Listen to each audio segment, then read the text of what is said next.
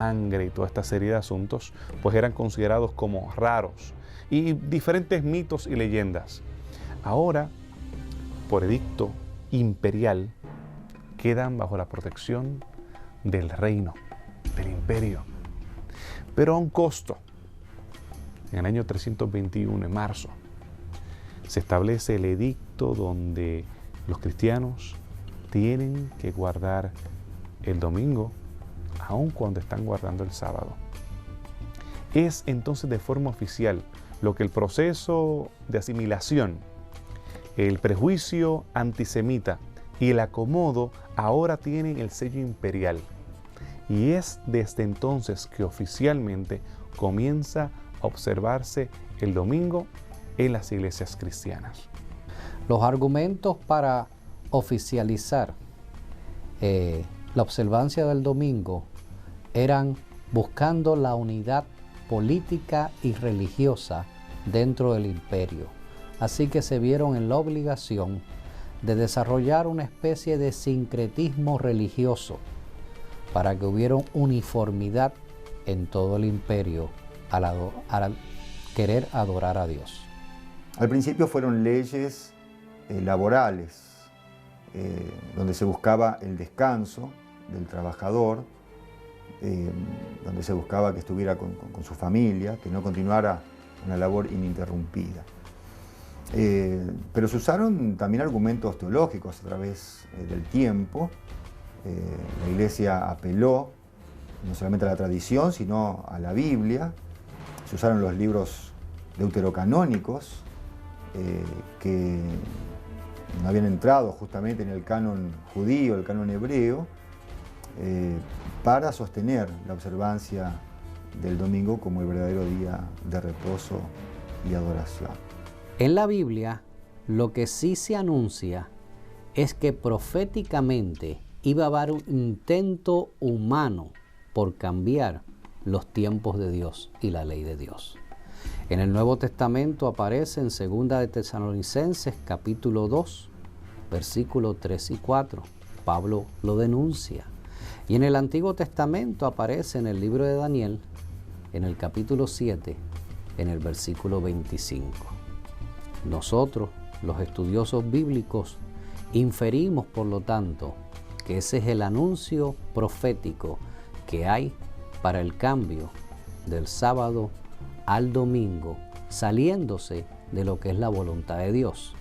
Pero porque sea un anuncio profético, no quiere decir que se valida, sino todo lo contrario. Hay que mantenernos en un escrito está, y que sea la autoridad de la Biblia, de la revelación de Dios, la que le diga a la autoridad de la Iglesia cómo observar las cosas y cómo llevarlas a cabo. La conversión del emperador Constantino cambió el rumbo de la historia del cristianismo. Mientras muchos ven este acontecimiento como una victoria de los seguidores de Jesús frente a las milicias romanas, las consecuencias de la conversión de este emperador dejarían terribles cicatrices en la fe cristiana hasta los días de hoy. Al principio se tomó como una gran sorpresa, algo maravilloso, porque antes el imperio con sus soldados te perseguía, te castigaba, y había un precedente de siglos de sufrimiento y de martirio, no solamente en el Coliseo romano, sino a lo largo de todo el imperio. Los cristianos, para poderse reunir, se escondían en mortuorios, en catacumbas. Habrían salones especiales dentro de esa oscuridad abismal dentro de la tierra para poder adorar a Dios en libertad.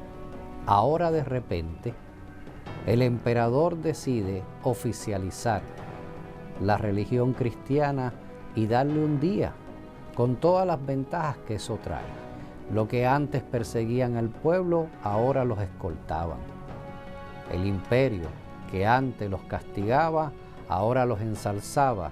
Inclusive permitía que en sitios estratégicos dentro de la arquitectura de las ciudades ellos hicieran su templo y recibían incluso ayuda gubernamental.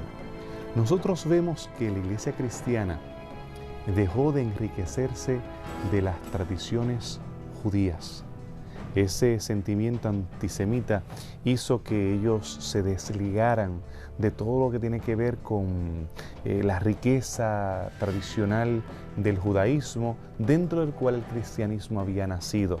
La hizo una religión más de Occidente y una religión paganizada. No solamente eso, sino que también trajo efectos teológicos.